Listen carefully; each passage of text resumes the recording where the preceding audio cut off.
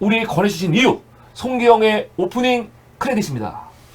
네, 이제 저희가 사실 요새 이제 정치 영화들을, 일련의 정치 영화들을 봤는데, 사실은 이제 우리 현 사회, 우리가 사는 21세기 이 사회는 그 겉으로 보기에는 굉장히 풍요하고, 우리나라도 사실 뭐 오늘 기생충 봤지만, 물론 저렇게 반지하에서 사시면서 어렵게 사신 분도 꽤 많죠. 근데 이제 지금 현재 문제는 소위 부익부 빈익빈의 문제거든요. 상대적인 빈부격차가 너무너무 커져서 그게 문제인데, 우리나라 전체적으로 볼 때는 삶의 수준이, 특히 물질적인 삶의 수준이 상당히 올라온 것은 분명히 사실입니다. 그건 분명히 우리가 인정을 해야 돼요. 그러니까 물론 그럼에도 불구하고 여러 가지 소외계층이나 이런 극빈계층이 존재하지만 그런 문제는 언제까지나 있었는데, 그래서 이제 그런 문제를 다룰 때 우리가 일견 보기에는 굉장히 물질적으로 어쨌든 좀 많이 풍요로워졌죠. 우리나라가 산업화가 어쨌든 성공했으니까, 또 민주화도 성공해서 어느 정도의 그 옛날에 누리던 그 박정희 시대나 이럴 때 누리던 그런 거랑 비교가 안 되는 사회가 됐습니다. 그렇지만 이제 인터넷으로 우리 사회의 삶이 굉장히 편안했지만, 물질적인 삶의 평가에서 보면 상대적인 빈부격차가 점점점 벌어지니까 그거에 대해서 중산층 이런 개념들이 많이 약해졌죠. 돈 있는 사람들은 천문학적으로 돈이 있고 그 사람들의 숫자가 엄청나게 사실 많거든요. 네. 뭐 몇십억, 몇백억은 몇십억 가진 사람도 굉장히 많고, 근데 그렇고 또 하나는 이제 인터넷이 굉장히 사람의 생활을 편하게 했지만 어떻게 보면 굉장히 사람을 쉽게 통제할 수 있는 네. 그 수단이 돼서 네. 이제 이런 개념을 우리가 보통 디스토피아입니다. 아. 물질적으로 풍요해지고 그쵸. 여러 가지로 굉장히 많은 그 자유를 고 굉장히 편해졌죠. 아니 뭐 어디가 뭐 모르면 저 쇠풀에서 두드리면 금방 그 답이 나오고 기차 시간 뭐 다 나오지만 사실은 굉장히 통제할 수가 가능한 사회에 살고 있어서 이런 게 사실 디스토피아에서 이런 이제 그 원조 그런 영화가 멋진 신세계라는 얼더스 헉슬리의 영국의 아주 괴짜 소설가가 있는데, 작가죠. 사실 이제 그 영화를 보려고 그랬는데 그거를 못 구했고, 두 번째로 그 디스토피아, 우리가 물질적으로 풍부하고 여러 가지 그 인터넷의 혜택을 누리고 있지만 과연 우리가 옛날 사람이 행복한가? 우리가 과연 그 행복한가? 이런 그 질문을 던지게 하는 두 번째 유명한 영화가 1984년 조지 오웰의 1984년 소설이다. 그 소설은 정말 대단하죠. 그러니까 멋진 신세계, 그냥 소설적으로 훨씬 더 완성의 저 수준이 높은 1984년. 근데 1984년도 영화가 됐거든요. 근데 이제 우리 정말 이 유능한 정 대표가 두 필름을 다 못 구해서 제가 이제 사실 기생충을 한번 하려고 했어요.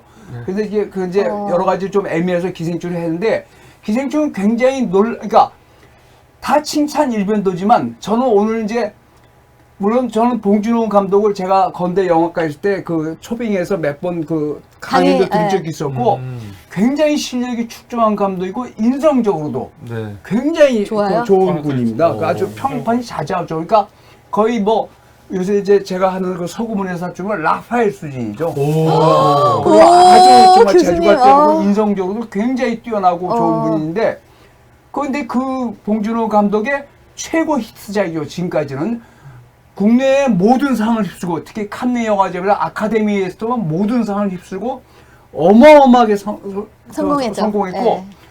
평가들을 봐도 다 굉장히 좋은데 저는 사실 처음부터 굉장히 비판적이었습니다. 물론 제 생각이 다 맞다는 건 아니고, 사실 영화라는 게 그렇잖아요. 이게 산수는 1 더하기 2는 3입니다. 정말 영화에 대해서는 다 기호가 다를 수 있고 문화나 예술은 다 서로 생각이 다를 수 있거든요. 사실 그게 문화나 예술의 존재 이유입니다. 저 영화를 나는 좋고 너는 싫어한다. 근데 정치나 이런 것은 으르렁대고 싸우는데, 이 문화에서는 그래 한번 우리 이야기해보자, 이런 건설적인 그 소위 대담이나 뭐 논쟁이 가능한 사회. 경제적 문제나 정치적 문제는 정말 서로 칼만 안 들었지 서로 으르렁거리고 싸우지만 문화적 부분에서는 그럴 필요는 없거든요. 그런데 저는 이제 왜 제가 이 봉준호 감독의 기생충에 대해서 비판적이냐면, 오늘 이제 다른 분들의 이야기를 들어봤지만 저는 첫 번째 그렇습니다. 첫 번째로 정말 우리나라 영화사에서 현재는 앞으로 50년은 어떻게 될지 모르겠지만 우리나라 영화에서 가장 유명한 작품이 뭐냐? 지금은 다 기생충이 됐어요. 그건 인정을 해야 됩니다.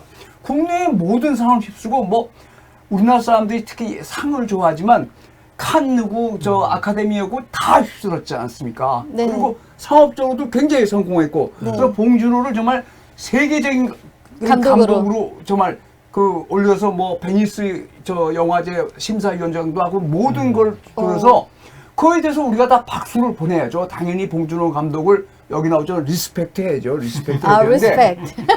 근데 저는 이제 이 영화의 문제점이 뭐냐면 이제 이게 이제 많은 이제 제가 이제 그 논쟁을 벌이기 위해서 첫 번째 영화를 왜 만드는가? 영화를 왜 만드는가? 그때 저는 제가 굉장히 이 문화면에서 나이도 들고 해서 보수 꼴통이 되는지 모르지만 저는 영화라는 것은 많은 돈을 투입하기 때문에 감독이 만들려는 의도가 있어야 된다고 합니다. 메시지가 분명해야 된다고 생각해요. 저는 비교죠. 제 여기는 무조건 맞다면 메시지가 있어야 된다고 생각합니다.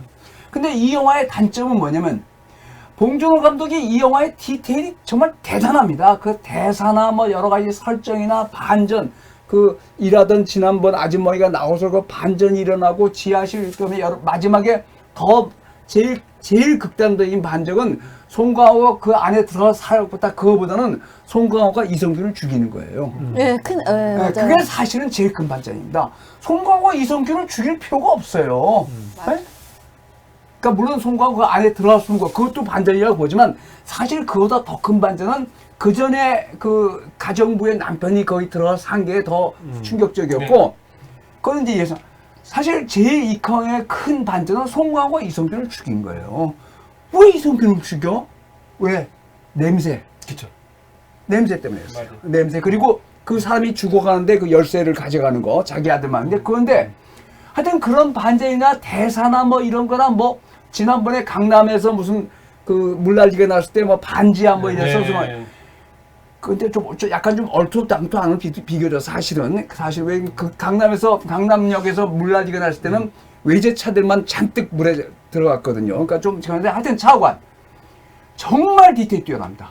정말 디테일 면에서는 저는 이 영화가 대한민국 최고의 영화라고 보는데 내용면에서. 너무 그 디테일이나 이런 그 저희가 있으니까 저 사람이 여기서 이 영화에서 말하려는 게 뭐지?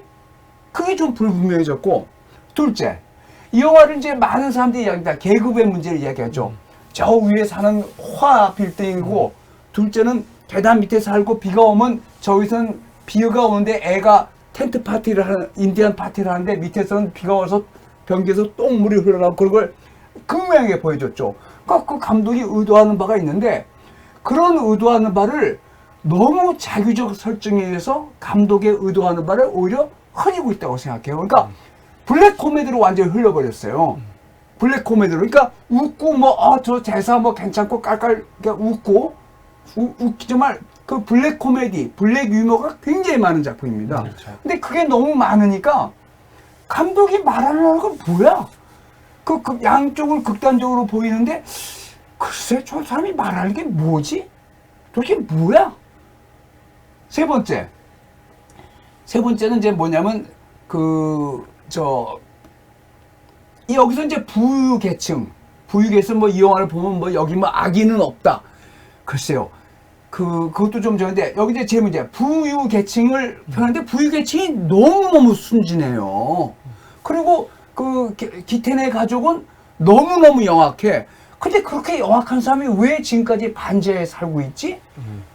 그러니까 그런 게 너무 자규적이에요. 물론 그것이 영화라는 건 당연히 판타지이기 때문에 그것이 가능해서 그렇지만 저는 이게 리얼리티가 너무 떨어진다고 봐요. 물론 영화는 판타지입니다. 어떤 영화도 다큐 빼놓고는 다 판타지입니다. 그렇잖아요. 다 판타지인데 너무 리얼리티가 떨어져. 과연 우리나라에서 돈 번 벼락부자가 저렇게 어수룩할까?